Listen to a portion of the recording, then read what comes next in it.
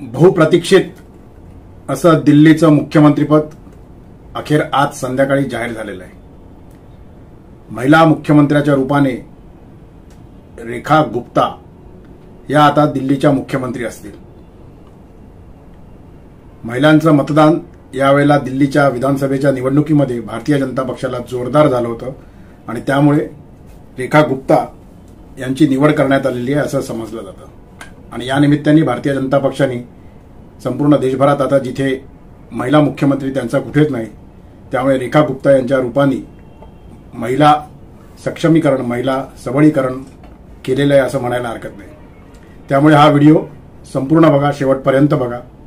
Official Ajay निकते हे तुमचं आवडतं यूट्यूब चॅनल शेअर करा, सबस्क्राईब करा, लाईक करा, बेल आयकॉन नक्की दाबा, म्हणजे नवनवीन व्हिडिओची नोटिफिकेशन्स तुम्हाला मिळत जातील। व्ह्यूअर्स वाढतायत, जे मी रोज आता तुम्हाला विनंती करतोय। सबस्क्रिप्शन वाढलं पाहिजे, त्यामुळे शेअर जास्तीत जास्त करा तुमच्या सर्व ओळखीच्यांना, तुमच्या ग्रुप्समध्ये, म्हणजे सबस्क्रिप्शन वाढायला मदत होईल। तर हा व्हिडिओ पुन्हा एकदा सांगतो, शेवटपर्यंत नक्की बघा। नमस्कार मित्रांनो, ऑफिशियल अजय निकतेमध्ये आपणा सर्वांचं स्वागत आहे।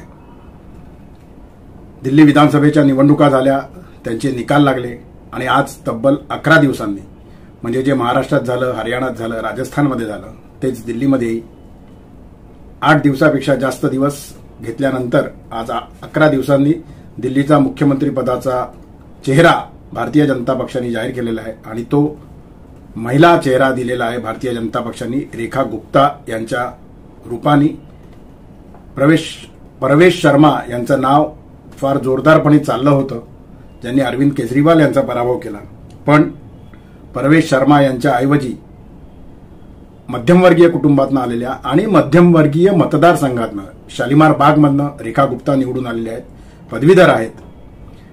त्यांची उमेदवारी मुख्यमंत्रीपदासाठी, त्यांचा चेहरा मुख्यमंत्रीपदासाठी आज भारतीय जनता पक्षाने जाहीर केला। त्यांच्या विधिमंडळाच्या बैठकीमध्ये त्यांचा चेहरा जाहीर करण्यात आला आणि याचं प्रामुख्याने जी काही महत्वाची कारणं आहेत ती अशी आहेत।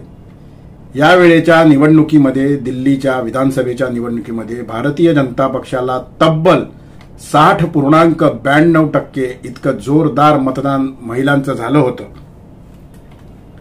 आणि हे महिलांचं जे मतदान होतं त्याला एक प्रकारे भारतीय जनता पक्षाने न्याय दिलेला आहे महिलांना। म्हणजे रेखा गुप्तांना भारतीय जनता पक्षाच्या विधानसभेमध्ये निवडून आलेल्या महिलांना भारतीय जनता पक्षाच्या महिला कार्यकर्त्यांना तर दिलेला आहेच, पण महिला मतदारांचा एक सन्मान केला गेलेला आहे असं म्हणायला हरकत नाही। तब्बल 27 वर्षांनी रेखा गुप्ता भारतीय जनता पक्षाच्या आता मुख्यमंत्री बनणार आहेत दिल्लीमध्ये। दिल्लीमध्ये भारतीय जनता पक्षाचं सरकार हे गेल्या जवळपास 25-27 वर्षाचा वनवास संपवून आलेला आहे। उद्या त्यांचा शपथविधी दुपारी 12:30 वाजता रामलीला मैदानावरती होणार आहे। रेखा गुप्ता कोण आहेत हे थोडक्यात मी तुम्हाला सांगतो। रेखा गुप्ता यांचा जन्म हरियाणामध्ये 19 जुलै 1974 रोजी झाला आणि त्याच्यानंतर त्या 2 वर्षांनी लगेचच त्यांच्या कुटुंबियांसह, त्यांच्या पालकांसह दिल्लीमध्ये आल्या आणि त्यांचं संपूर्ण शिक्षण हे दिल्लीमध्ये झालं। दिल्लीतल्या त्या पदवीधर आहेत, दिल्लीच्या युनिव्हर्सिटीमधनं त्या पदवीधर झाल्या। तुम्ही आम्ही कितीही म्हटलं तरी, राजकारण्यांनी कितीही म्हटलं तरी, समाजकारण्यांनी कितीही म्हटलं तरी, जातीचं राजकारण हे आणि जातीचं समाजकारण हे भारतीय राजकारणाला 5वीला पुजलेलं आहे। हे मी आधीच्या अनेक व्हिडिओमध्ये वेगवेगळ्या म्हटलेलं आहे, ते आज इथे पुन्हा अधोरेखित करतो। रेखा गुप्ता यांची निवड करताना त्यांची जात, त्यांची कास्ट ही प्रामुख्याने लक्षात घेतलेली आहे, हे इथे विसरून चालणार नाही। आणि त्याचं कारण असं आहे, रेखा गुप्ता ज्या जातीत येतात, त्या ज्या कास्टच्या आहेत, ती आहे वैश्यवाणी जात, ज्याला उत्तर भारतामध्ये बनिया असं म्हटलं जातं।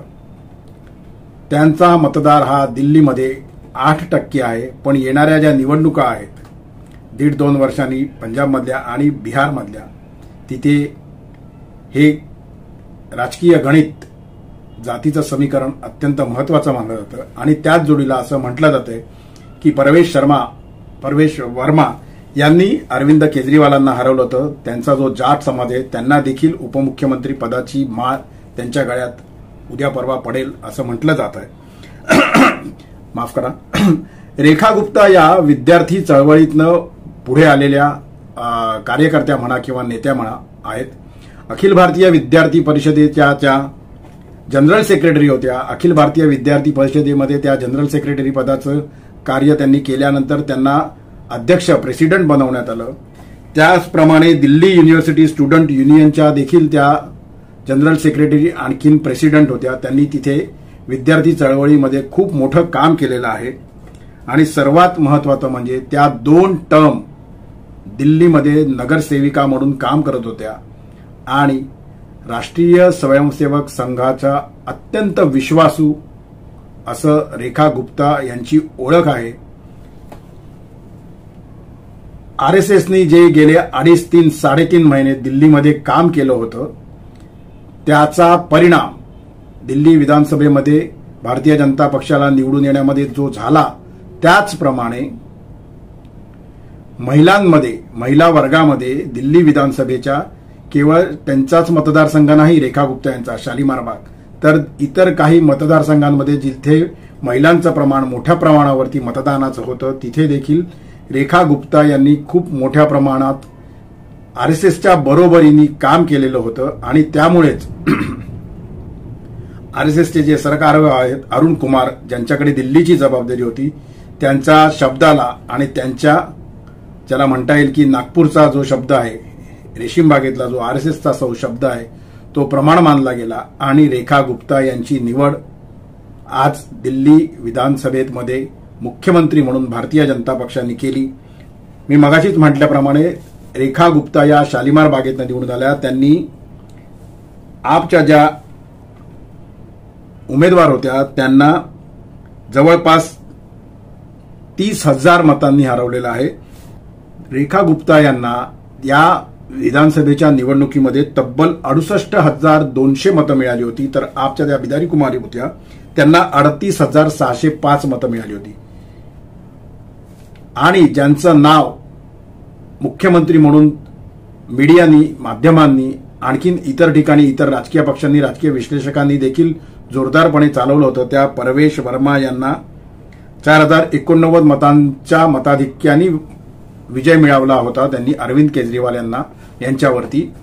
पण एक वेगळा मेसेज केवळ दिल्लीतच नाही, केवळ राजकीय पटलावरतीच नाही तर संपूर्ण देशभरामध्ये जनतेमध्ये जावा की एका महिलेला भारतीय जनता पक्षाने मुख्यमंत्री केलेला आहे आणि तो मेसेज अत्यंत प्रभावीपणे देण्यामध्ये भारतीय जनता पक्ष यशस्वी झाला आहे असं म्हणायला हरकत नाही. सुषमा स्वराज यांच्यानंतर दिल्लीमध्ये रेखा गुप्ता यांच्या रूपाने एक महिला मुख्यमंत्री भारतीय जनता पक्षाला मिळालेला आहे. येणारा काळ येणारी 5 वर्ष चांगली थम्पिंग मेजॉरिटी भारतीय जनता पक्षाला दिल्लीमध्ये मिळवलेली आहे. 70 जागांपैकी 48 जागा या भारतीय जनता पक्षाच्या आहेत आणि 22 जागा या आपकडे आहेत. त्यामुळे जे महत्वाचे प्रश्न दिल्लीमधले आहेत प्रदूषणाचा, सिवरेजचा, स्वच्छ पाण्याचा, हे 3 महत्वाचे प्रश्न जे नागरिकांच्या जिव्हाळ्याचे आहेत आणि जे महिलांच्या जिव्हाळ्याचे आहेत ते प्रश्न रेखा गुप्ता कशा सोडवतात याच्याकडे आपलं लक्ष असणार आहे. त्यामुळे आजचा व्हिडिओ हा मी इथेच थांबवतो. आजचा व्हिडिओ तुम्हाला कसा वाटला हे तुम्ही मला कमेंटच्या माध्यमातून आणि व्हॉट्सअपच्या माध्यमातून नक्की कळवा. ऑफिशियल अजय निकते हे यूट्यूब चॅनल शेअर करायला, सबस्क्राईब करायला आणि लाईक करायला विसरू नका. बेल आयकॉन नक्की दाबा, त्यामुळे तुम्हाला नवनवीन व्हिडिओची नोटिफिकेशन्स मिळत जातील. पुन्हा एकदा विनंती करतो, व्ह्यूअर्स वाढतायत, सबस्क्रिप्शन वाढलं पाहिजे, त्यामुळे तुमच्या इतर ग्रुप्समध्ये हा व्हिडिओ शेअर करा. याच्या पुढचे सगळे व्हिडिओ शेअर करा, याच्या आधीचे सगळे व्हिडिओ शेअर करा. तुमच्या कमेंट, तुम्हाला कुठल्या विषयावरती व्हिडिओ ऐकायला आवडतील हे देखील तुम्ही मला व्हॉट्सअपच्या माध्यमातून आणि कमेंटच्या माध्यमातून नक्की कळवत जा. तोपर्यंत आपली रजा घेतो. धन्यवाद.